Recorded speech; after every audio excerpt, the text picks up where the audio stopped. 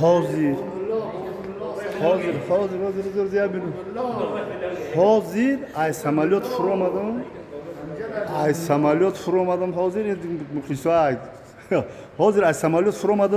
آمدم شام وجود خواندم مردم برام از شام خونده ایستم برای همون هیچ یکم سیمکا نکردم خیلی عاد نشون دادم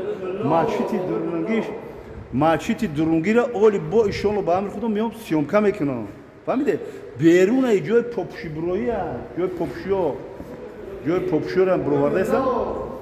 ببینم اینجا حاضر من همجا کم تر سیمکا میکنم برای که همین سحری من ای ماچید ای مسکو ما خیلی نماز خواندم یا رولی کردم خیلی اومدم وطن جان اومدم انا جوره وطن اومدم ماچی تا دیدم دیلم گم زده است حاضر از سیمکا میکنم با سهم شما میرسونم که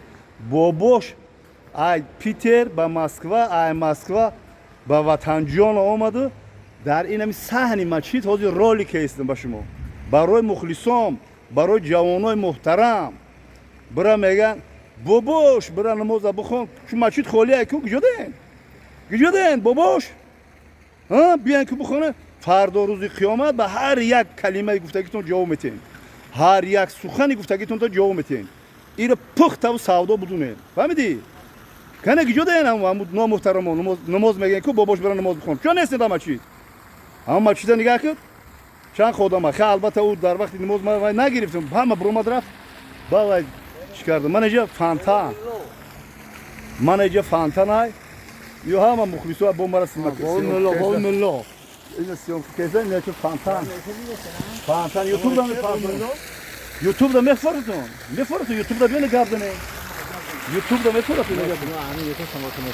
زنده باشه الله ما اینه که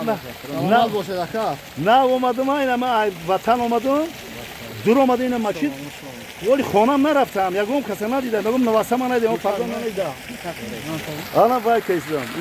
اینا سخن که نگرد بخویم با نگید که شما صحبت بکنید خیلی گپ دارین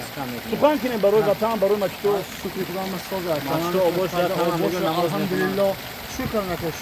شکر الله هزاران بار شکر آنم خیلی جوان شدم در کار شما چی میتونید میتونم مشتا و میتونم مردم بعض نماز هم میخونم میرم بهترین مشتا هم اول آباد چنج گلام یعنی اساسی ان شاء الله چنجی امانی آبادی شکر خدا آن که برادران قند نباتم ما یا تاریخ گام میزنم پسی بلندی های زندگی برادران قند نباتم انا می سانی ماچید چی بود سانی ماچید یا اتوبوس پارک بود سولای پیش 2000 پیش حاضر بخیر میکنیم صحبت میکنیم ها 2000 تا 2000 ما اینجا ما میومدیم ها انم پونج یا واگن بود نماز میخوندیم انم اونجا ما نماز میخوندیم اینجا ماشین قطار موندگی شافیورو بخیلتون هست شافیورو ای کیپیش زودی برکت ای رگار نیگورا نیگورا میوردیم کیپیش ای برکتی شهرینا میوردیم کیرپیچ با کم آواری های شده بود که در باتوش هم قصه ها هست که گنباز تماشا کو گنبازی ماچید تماشا کو زنده باشه شعر الله کم ترامی دل ما هوایی که در اینجا در جایی که ما نماز میخواندیم سجده میکردیم امروز ماچید نگاه کن ماچید که در جهان مثلش کمه در جهان ماچید توجیکو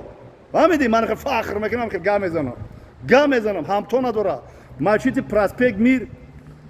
باور که پراسپکت میره ما وای کردم شنی نمیدین این کرکای او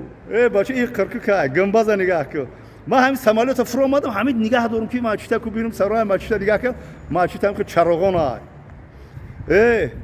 خدا نگهبانتون باشه شعر الله اینجا ما نماز خوندیم خب فیض برکت خداوند رزوند خب جناب عالی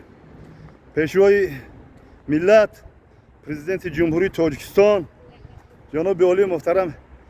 امامی رحمان پای قدم اون کس اون شخص اومد اینجا ما همین میبینیم که حواس میکنه شش تا همین اکسکواتر قدی همین کاتلاوان امیرم که کاند خود جناب عالی همین ماچیدا کاند این در تاریخ تاجیکو نویسنده میشه با حرفای زرین فهمیدین چقدر نگاه که چخیل آباده چخیل وقتی ما خشای فهمیدی من در حوض در وطنم اینا وطن تا گفت وعده کردم که پراسپکت میز نماز خوندم گفتم اینا میرم در مسجد خودم نماز میخونم این مسجد میدونی بسیار جو تاریخ اولی سخنان میکنم برای توجه این مسجد برای شما برادران قندنباتم زنده و سربلند باشه چی گفتنی هستم دوست باشیم برادر باشیم دستگیر همدیگر باشیم پس نزنیم خودمون رولیکای 42 33 سکونده 4 سکونده گپای قبه میگه برای گپای قبه فردا روز قیامت برای که فوش میکنی کو جواب میگه که در مسجدتون جواب میگه ما یک آدم مسافر که از 60 بالا گذشتگی شما چی عصبی ماده میرسین با نوار میکنین برای یولی انتظار شین شما فهمیدی جوانای نامحترم چیزی گفتم نگفتم من دکازات میکنم میگم که انا من گفتم چیزی گفتم نگفتم من گفتم فهمیدی چی میگن شما شتونا دا سرتم گیره باز هم میگم که بیا وقتم را خوش گیرم نوارو کم که قزیق کنیم نوارو با قزیق کنیم که مردم تماشا کنه حلاوت برن زنده باشین شر الله زنده باشین مادرها زنده باشین زحمتکشای تاجیکستان عزیز سربلندم با شما بود باباتون ما در وطنم ان شاء الله نوارای خوب میکنیم بیا این روز او گپارا نمیگم زنده باشین